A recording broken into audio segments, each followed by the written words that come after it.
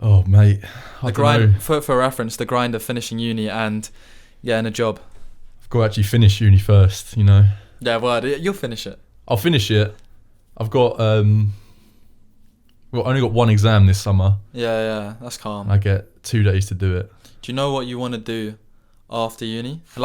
You study business studies right now, business management or studies? Yeah, business management. And it's like, well, but you like, because it's weird, because like obviously I said to people like, my career path kind of very much like be an actor, kind of chill and wait for the phone to ring, see what happens, get lucky. Yeah. Whereas like, look, John obviously came on here straight into accountancy. Geordie's finishing off his final year, then he doesn't know. And David obviously went into computer science job. Do you have like a thing you want to, you like, because it's like in your 20s, it's young to figure out what you want to do. That's the thing. I think I'm still very young, and I have to remember that. Yeah. And I don't want to commit to a career and then 5 years down the line just not like it. Yeah, because then I met this guy. I was in Greece and me and Harriet, we met this guy called Pat, and I was not memeing it, but it's always interesting to see what people say. And I was like, oh, like Pat, if you had one piece of advice at the end of the night to tell us, and he's like 40, bald guy, lovely guy, loves to talk. I was like, what would you tell us? And he said something weird, like just not weird, but he said moral of the story, like follow a job you'd much rather do as an enjoyment as opposed to monetary terms, because he was like, yeah, I was an aerospace engineer for like X amount of years after uni, did it for 5 years or 10 years even, and then he said he recently switched jobs to start a new career path in something he enjoyed more. Yeah. So when he first graduated, he was earning good money. He did that for 15 years. Then he decided, I want to change jobs, changed to a job in the field he enjoyed, and then it took him 15 years to earn as much as when he first graduated from doing something for the money. That's pretty crazy. I was like, because obviously you kind of hear like you're full of dreams opposed to money, but it was like 15. That's huge. Like 15 years. That's a huge difference. And obviously he's making progress, but would you? Well, there's that saying, isn't it? If you do what you love, you don't work a day in your life. Oh, philosophical. Oh, mate, yeah. That's going to be the title of this little highlight. Yeah, I like that. It's true though. It is true. It's very true. That's like. But how do you find what you love? That's what people often say. It's like when you're super young, you obviously love football, you love sports.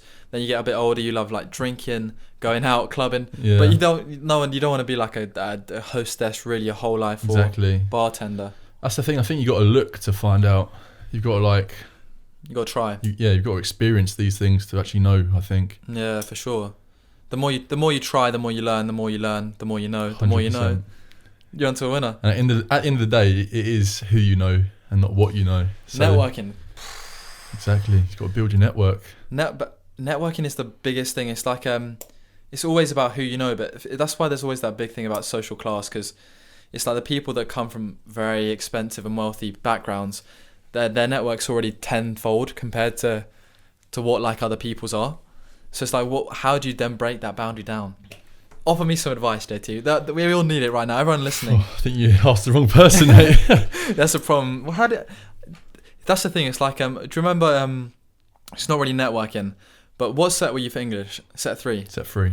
Okay, so here's a little story. Basically, I was in set 4 for English and GCSEs, and this is not really networking. More bum licking the teacher sort of thing. I was like answering questions. I was doing this. I was like, yes, miss, blah blah blah, and then I leapfrogged from set 4 to set 2.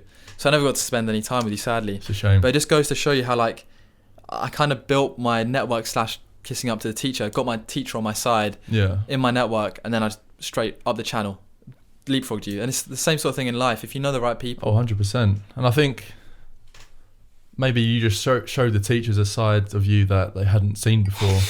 You know, and like that's all it takes sometimes. That's all it takes. Although there's not really much of a reward for going from set 4 to 2, except I don't know, what's the reward? Potentially around smart people, but potentially a better grade, but fuck man, do you even use your GCSEs? Do you even care? I can't remember what I got, to be honest. No. Not I don't think really. I would either if it wasn't for YouTube.